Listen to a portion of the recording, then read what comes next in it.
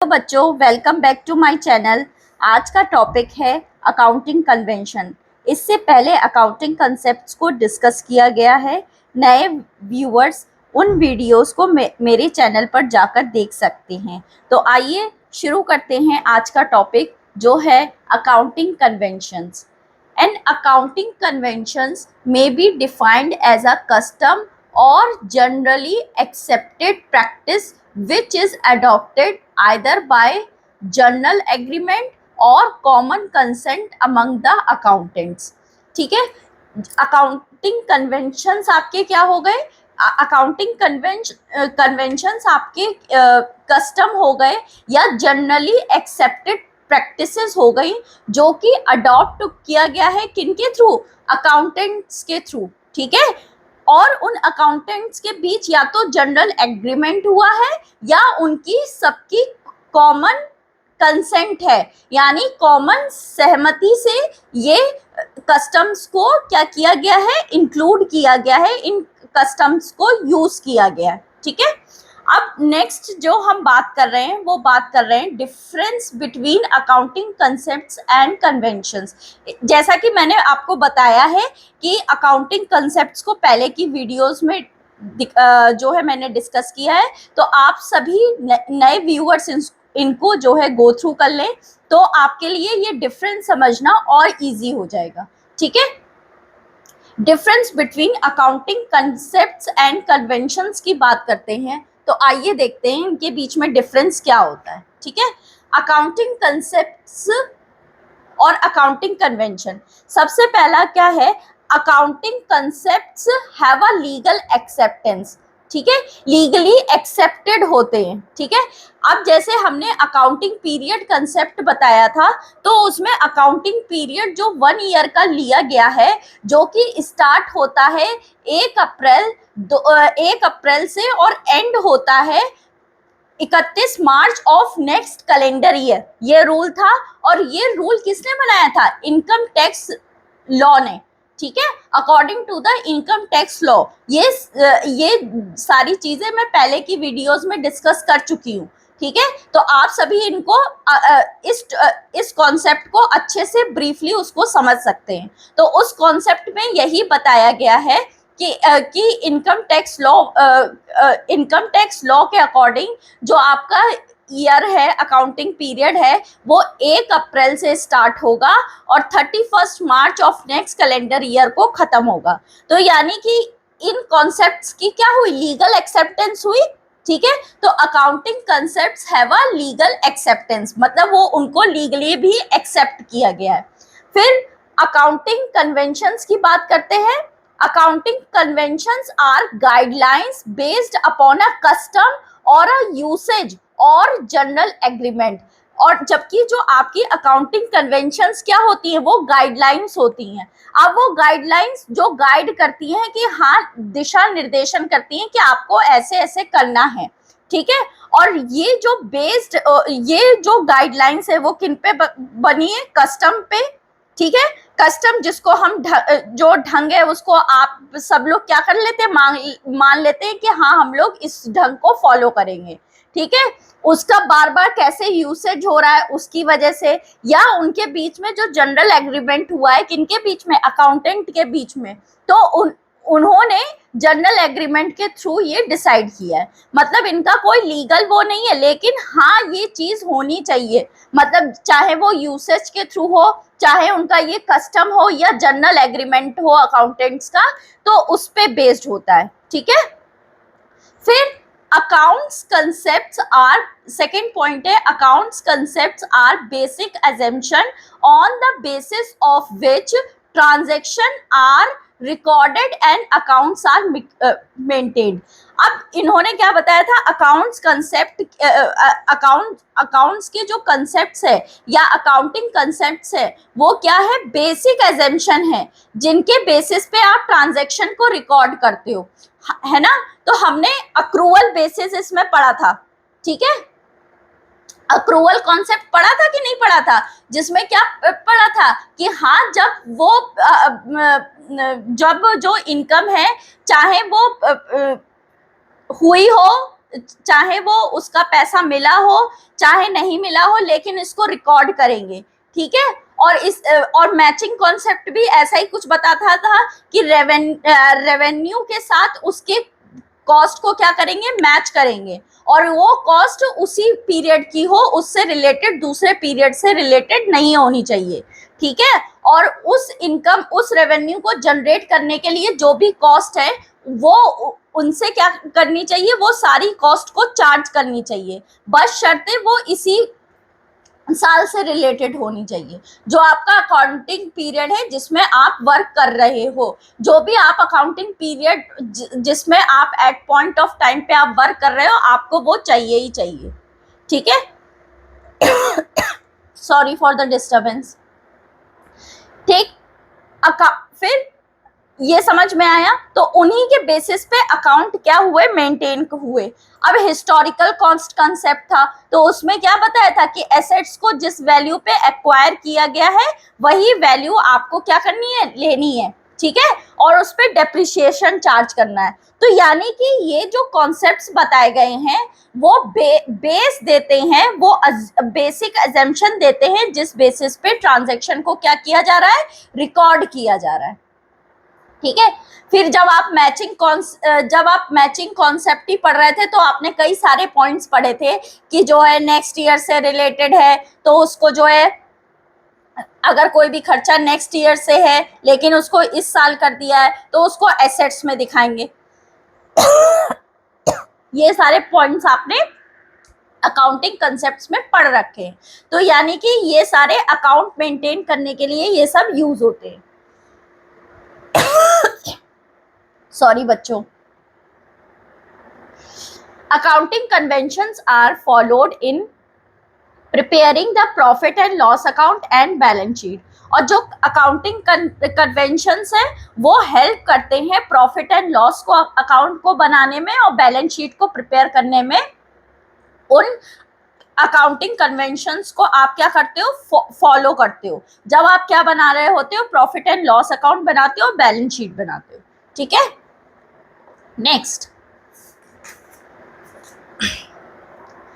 इसमें पॉइंट क्या है, नेक्स्ट पॉइंट जो बता रहा है वो ये बता रहा है, these are the uniform set of rules usually followed in recording the transactions, ठीक है। ये क्या होता है, यूनिफॉर्म सेट ऑफ रूल्स होता है जिसको आप रिकॉर्डिंग ट्रांजेक्शन को जब रिकॉर्ड करते हो तब यूज करते हो, ठीक है। इसमें मैंने सब कुछ आपको बता ही दिया है। इसमें आपने ड्यूअल एस्पेक्ट कंसेप्ट भी पढ़ा था जिसमें assets is equal to capital plus liabilities, मतलब दोनों इक्वेशन बैलेंस होंगी। इसी के साथ जब आपने जो रेवेन्यू रिकॉग्निशन कॉन्सेप्ट पढ़ा था तो उसमें भी आपने यही सब देखा था कि जो रेवेन्यू है उसको वो कैश बेसिस पे नहीं होती है, वो मिलना बाकी है या मिली है, दोनों पे ही होती, दोनों ही बेसिस पे होती है। तो सॉरी बच्चों, तो ये सारे बेसिस थे आपके, ठीक है। तो these are the uniform set of rules usually followed in the recording the transaction, ठीक है।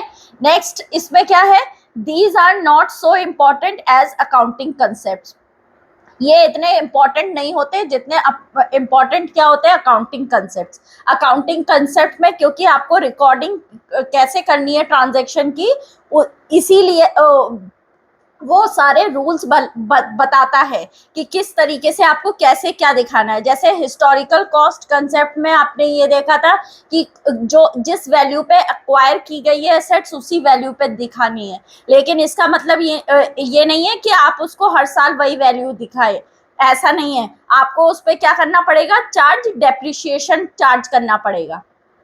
तो यानी कि ये रूल है कि आपको ऐसे ये दिखाना है। तो ये जब आप वाइल रिकॉर्डिंग जब आप करेंगे ट्रांजैक्शन को बुक्स ऑफ अकाउंट्स में रिकॉर्ड करेंगे तो आपको इन रूल्स को क्या करना पड़ेगा, फॉलो करना ही पड़ेगा, नहीं तो आपका जो भी बिजनेस का रिजल्ट आएगा वो गलत शो होगा जब अगर आप इन रूल्स को फॉलो नहीं करते हैं, ठीक है। वहीं जो अकाउंटिंग कन्वेंशंस है वो अकाउंटिंग कंसेप्ट्स की तरह इंपॉर्टेंट नहीं है, ठीक है।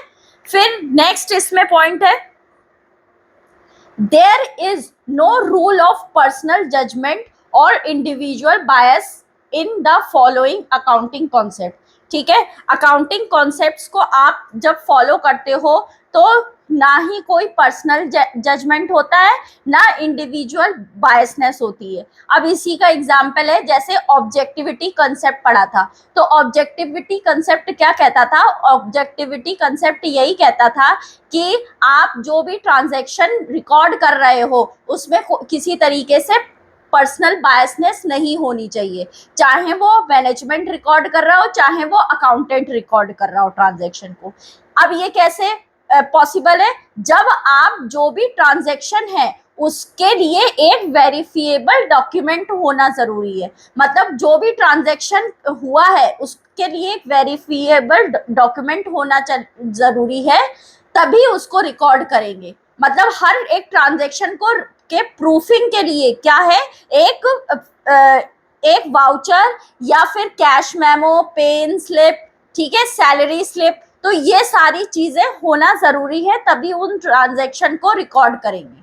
तो यहाँ पे कोई पर्सनल बायसनेस नहीं होगी, ठीक है, क्योंकि हर एक के ट्रांजैक्शन को रिकॉर्ड करने का प्रूफ है। तो इसीलिए वही चीज ये बता रहे हैं कि अकाउंटिंग कंसेप्ट में किसी तरीके की इंडिविजुअल बायसनेस नहीं होती है, ठीक है। अब अकाउंटिंग कन्वेंशंस की बात कर लेते हैं, तो इसकी बात करते हैं। Personal judgement may play a crucial role in the adoption of the accounting convention. जो अकाउंटिंग कन्वेंशन है उसको अडॉप्ट करने में जो पर्सनल जजमेंट है वो क्या कर सकता है, इंपॉर्टेंट रोल प्ले कर सकता है। तो यानी कि पर्सनल बायसनेस यहाँ पे पॉसिबल है, लेकिन जो अकाउंटिंग कंसेप्ट्स है उसमें पर्सनल बायसनेस जो है पॉसिबल नहीं है, ठीक है। नेक्स्ट हम बात करते हैं, there is uniform adoption of accounting concepts in different enterprises, ठीक है। डिफरेंट एंटरप्राइजेस में एक जैसे अकाउंटिंग कंसेप्ट्स को यूज किया जाता है, अडॉप्ट किया जाता है। अब जैसे मैंने यही बताया, हिस्टोरिकल कॉस्ट कंसेप्ट था, तो उसमें यही बताया था कि जो है जो एसेट्स है उसको उसी वैल्यू पे दिखाएंगे जिस पे एक्वायर की गई है, और उस साथ में जब उसमें हमेशा, इसका मतलब ये नहीं है कि हमेशा एक ही वैल्यू दिखाएं, हमेशा उसमें से डेप्रिसिएशन लेस करके दिखाएंगे, ये चार्ज करके तब दिखाएंगे, ठीक है। तो यानी कि ये क्या है, ये एक रूल है और ये सभी जितनी भी एंटरप्राइजेस है सभी फॉलो करती हैं, ठीक है।